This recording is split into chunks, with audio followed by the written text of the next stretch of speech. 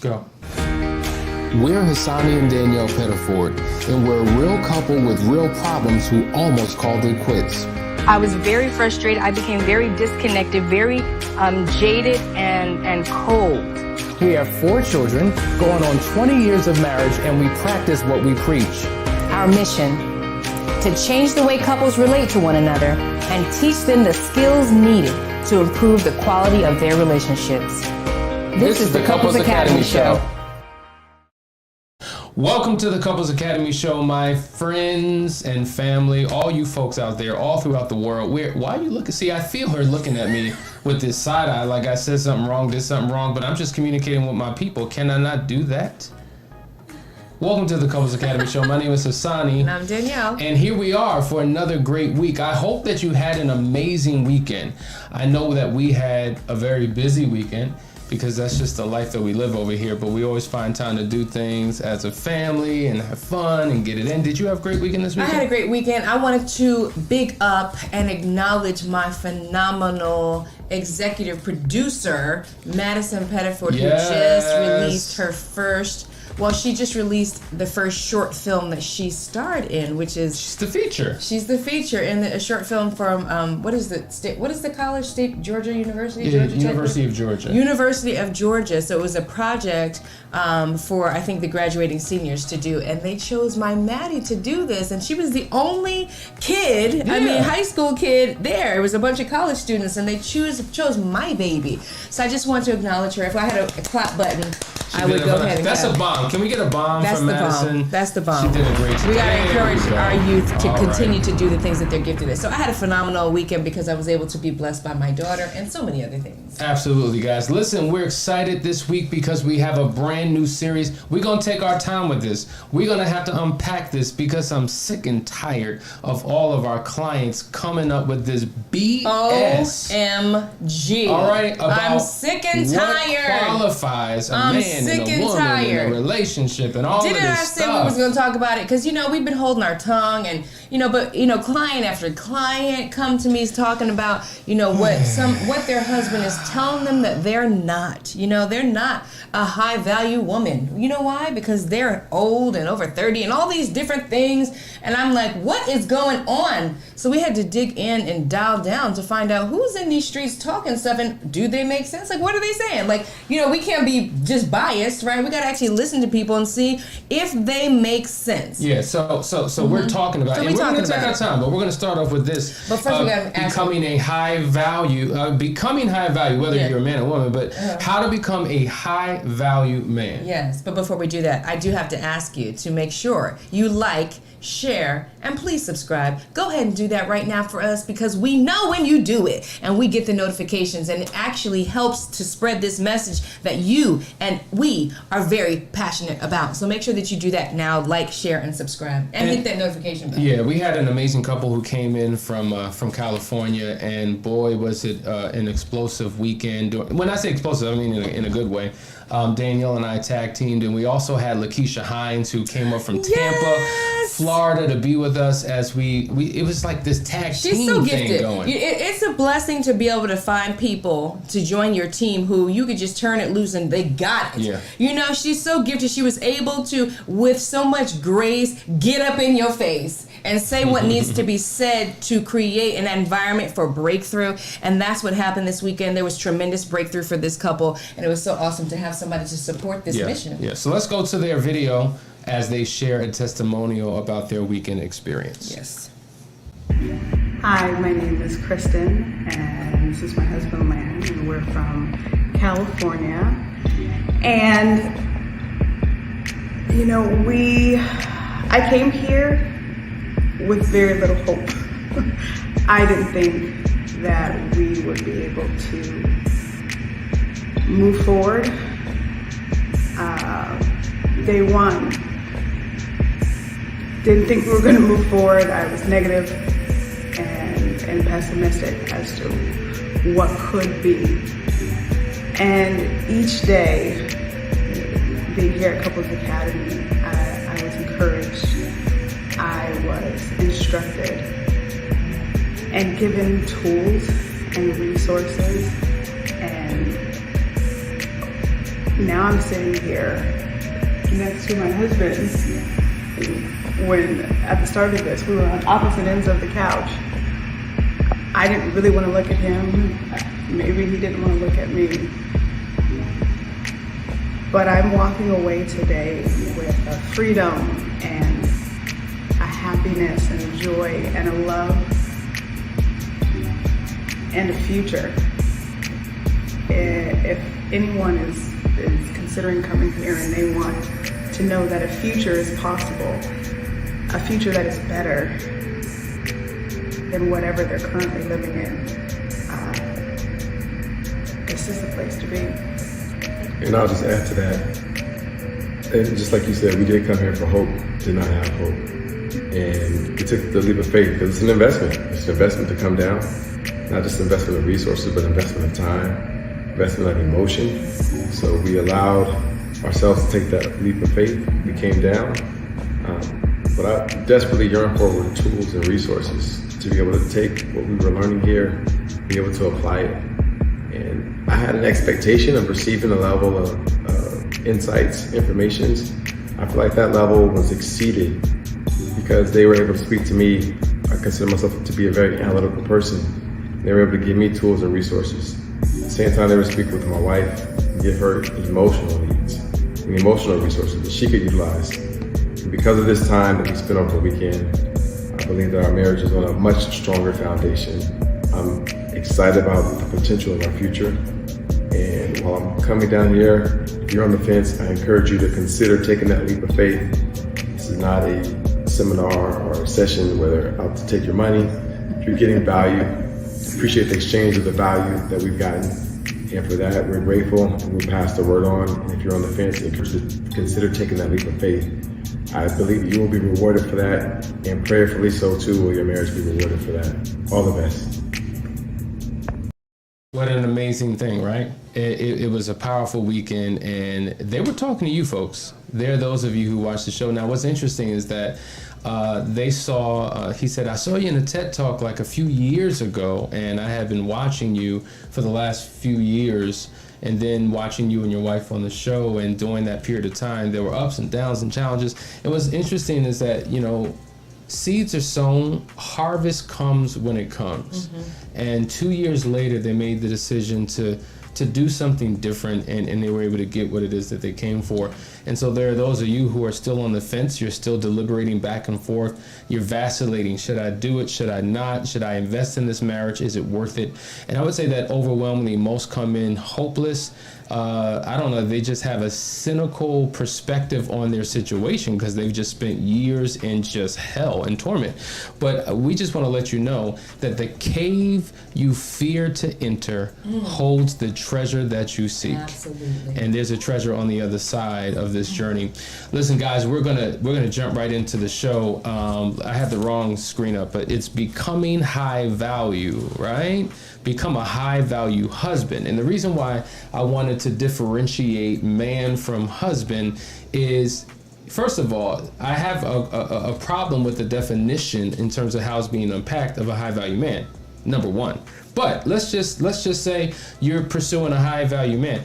That doesn't necessarily qualify you for a husband. Right. It's two completely different things. Correct. And I think the bill of goods that's been sold to men who are husbands is that they need to become high value men. But you've already stepped into the role of husbandhood. So you can't backtrack, right? We're not going back to just being a man. You've already got another mantle on your life. And that whole definition for the high value man doesn't really take into account what is required to be a high valued husband. Now, high value man, this concept goes back, years. Yeah. Okay, it's not a new phenomenon. However, it's become the new big thing that everyone is talking about. And I think the internet is breaking with this particular theme. High value man, high value woman, low value man, low value woman. And so the reality is, no matter who you listen to, overwhelmingly, most of them are talking to a single world. Yeah. Right? That is their audience. They're trying to encourage people how to make the best selection. Right. You know, I was always told, to don't just look for who will be the best person, become the best person, because when you're the best person you can be, you choose differently. Right. But that's a whole other issue. And nothing wrong with that. At all. Nothing wrong with that at all. But in terms of who you should select, now the challenge is most people who come to us have already made a selection. They're already in a relationship. And so now they're listening to individuals who are talking to a different demographic and a different audience, and now they're questioning their selection. Did I make the right choice? Why doesn't my wife or why doesn't my husband measure up to this definition? That's what's happening. That's exactly what's happening. Because they're taking in all this content from 1,000 different sources talking about high value men and not actually qualifying the statement and including a husband or differentiating it. You've got husbands looking at their wives side-eyed, like, based on this list, you are not a high-value wife. Your value is declining. Yes. And based on my age and my demographic and all those details, my worth is increasing. So hold on, And so when that's going on, everything else in the relationship that was a problem is now becoming magnified because now somebody's in my ear telling me, wait, I'm high value. Let me look at my bank account. Yep. I got that. Yeah. I'm a certain age. Okay, yeah. Oh, I'm fit. Yeah, I'm a high value man. It's leaving, so it's like a coloring worksheet that you get in preschool, right? With all the outlines and nobody colored it in. Right. And they're just giving you the outline. So listen, we're going to break this thing down. We're coming right back. We want to hear from you because I know we're not the only ones that are hearing this conversation. We want to know what your thoughts are. We're going to get deep into this. We're going to take our time, but we want to hear your comments and questions. We'll be right back on the other side of this break. You're watching the Couples Academy Show.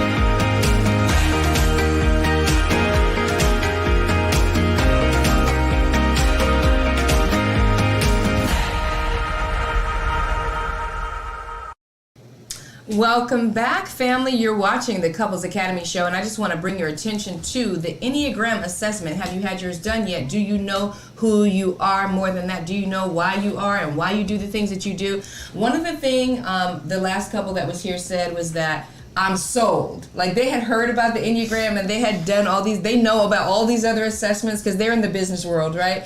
But when we did that Enneagram with them and when we broke it down, they were like, How on earth can you tell me this so spot on about myself? How does all of this equate to my childhood? How did you know I went through trauma? How? So many questions. It's that spot on. It's that accurate. It's like disrobing. If you don't know your Enneagram personality type, call us and get your assessment done. I want to welcome you guys right now. I want to thank everybody for joining us and liking and sharing and subscribing and hitting that notification bell. And I want to acknowledge D.O. Good morning from South Bend. Good morning, Vishan from Chicago. RDS is tuning in from the UK. Fedlina is tuning in from Las Vegas, Nevada. Good morning, Stacy in Antigua. We miss y'all. They got the most beautiful beaches, don't they? Oh my God. And the food. The food is Antiguans can cook. They can burn. And food. Beaches and food. If y'all want, I mean, it's, and there's 365 beaches. There's a beach for every day of the year. Right. And the food. And we know that, but not a lot of Americans go over to Antigua, but that's a trip to put on your to-do list, your bucket list. Absolutely. Ken Thomas from Austin, Texas. Ralph from Ohio. Jewel from, it doesn't say, but good morning back at you, Jewel. Kevin, good morning. Keisha from, good morning from DMV. DMV?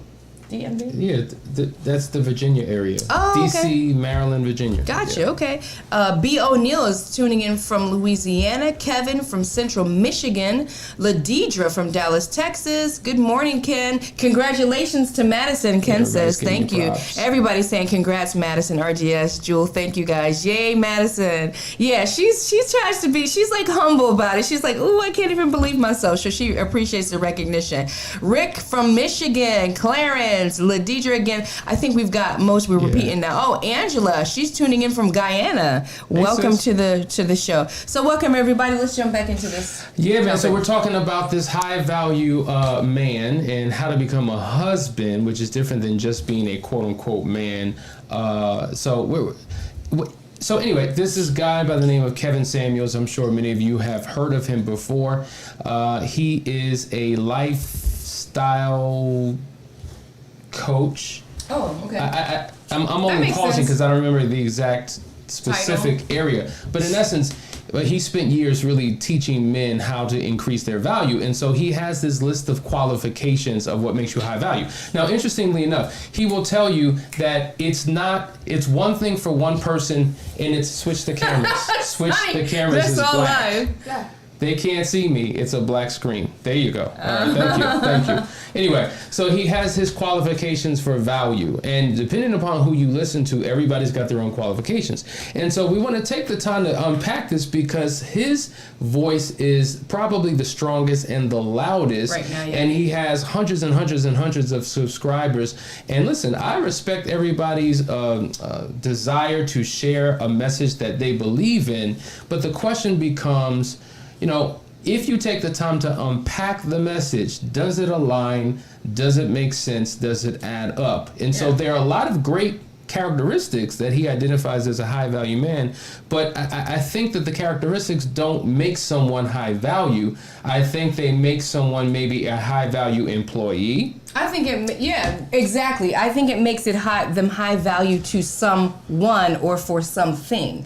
And I think it's about identifying who is this message really for, right? Because he's got a message. If he's helping men become high value, okay, he's dealing with a portion of it. Nobody said that he's a fitness coach, right? So he's got his lane. And if that's his lane to make men high value, okay, and it's based on his principles, okay. But what's going on is that other people that message is not meant for several reasons are buying into the message. Yeah. And I think that the message is being misplaced for a lot of people. So one of the things he says, Danielle, is that your value is determined by the market. And I think what he says makes sense, but in the wrong context. Think about this. If you want to sell your home, right, and let's just say you say, well, my home was worth $400,000. But the market says it's only worth $250,000, right. Then you could only sell it for what the market determines that it's worth. So when you look at it from that framework, I get that. That makes sense. So in essence, what you do is you paint your walls, you put new carpet down, you hook up the landscaping. You're increasing the value to the market so that they have more of an interest of purchasing your property. That makes sense. Sure does. But when you're talking about inanimate objects, you can use that framework. But when you're talking about manhood, womanhood, humanity, the value of a person can't solely be based upon the market. Okay, the value of the person has to be based upon the creator who created the model in the first place.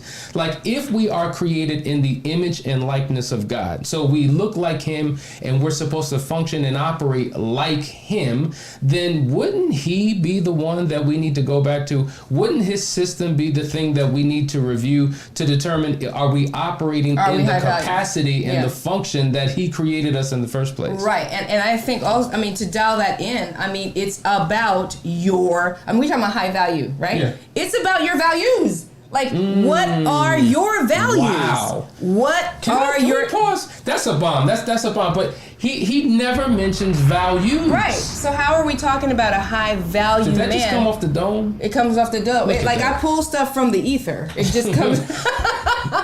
How on earth are we talking about a high value man, but values aren't a part of that conversation? Absolutely. Because I think that's what is the issue. A lot of what is talked about when it comes to a high value man it is great and it could be applicable to a woman too. Like, the finances, anybody. Like, finances are great. Well, being fit is great. All these different things, are great.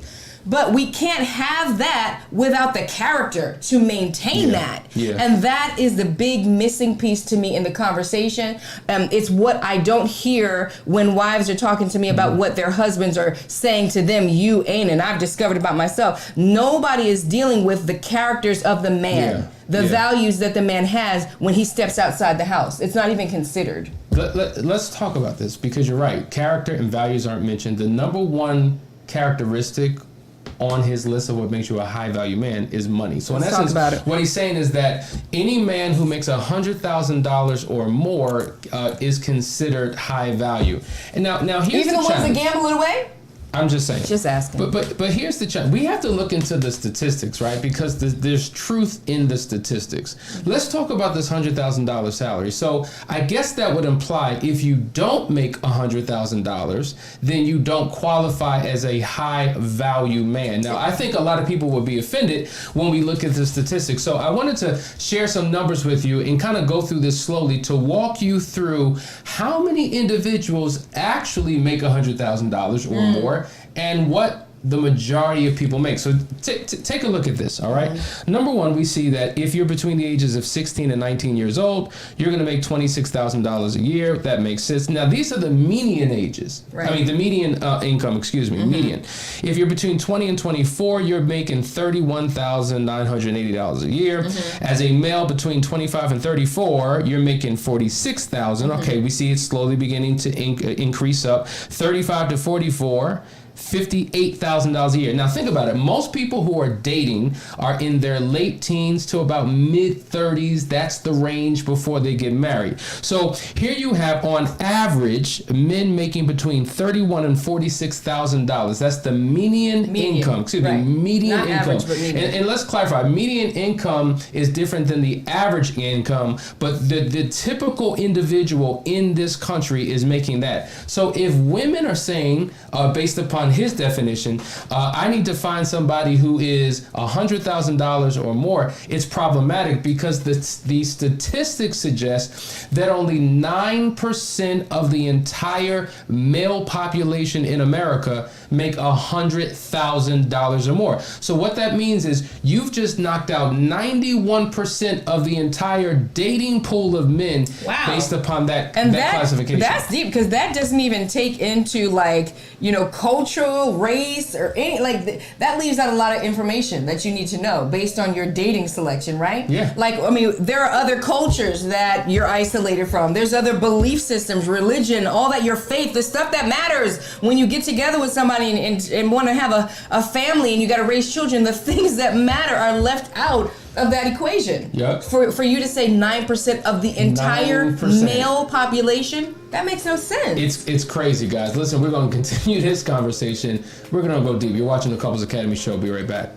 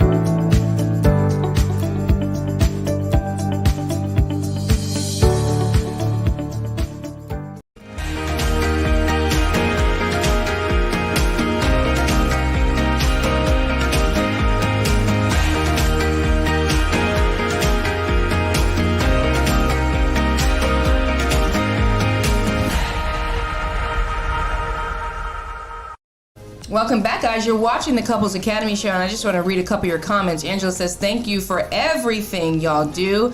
This is a great topic, and it's something that we've been wanting to talk about for a long time.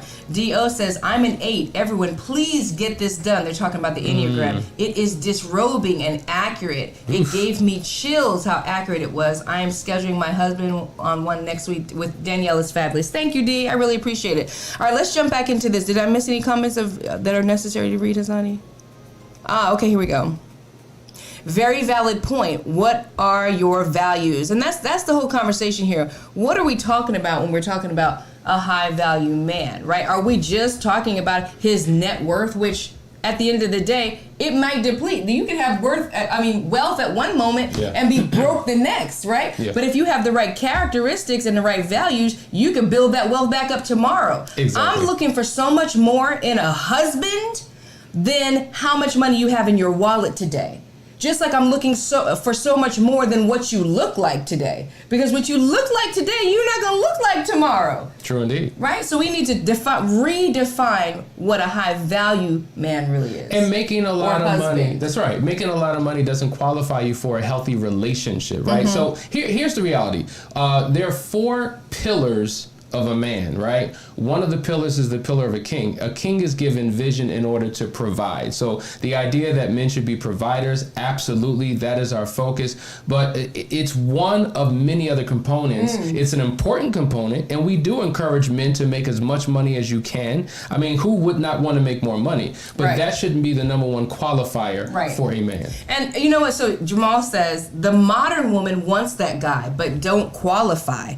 The modern woman wants that guy because that's the stuff that's being bred and sown into the atmosphere. Like everybody's talking about, people want this lifestyle that they're watching on TV. I was just thinking. Their minds have been shaped and they have no idea what's really going on. Reality TV is not real. Thank you. And that's what people are basing what they desire. They want that lifestyle. They want to drive in that car. They want to live in that house. And something that they've been seeing on TV, they don't even know. Those people don't even own those houses. Thank you, Danielle. So I've done reality TV, quite a few shows, and I'm new to the game, right? So I'm thinking, all right, it's going to be real. And then I'm realizing, well, why is the producer creating this scene, and why are they trying to get them to rile things up? It's not real. It's entertainment. But if all you do is watch Housewives of Atlanta and Married to Medicine and a gazillion other shows that I can't even name, if all you're doing is watching these rappers and these singers and these performers and these athletes, and you're looking at how they flossing and living their life, and now you have people like Kevin Samuels and so many others saying you need to have a high value man and a high value woman, and it's based upon money,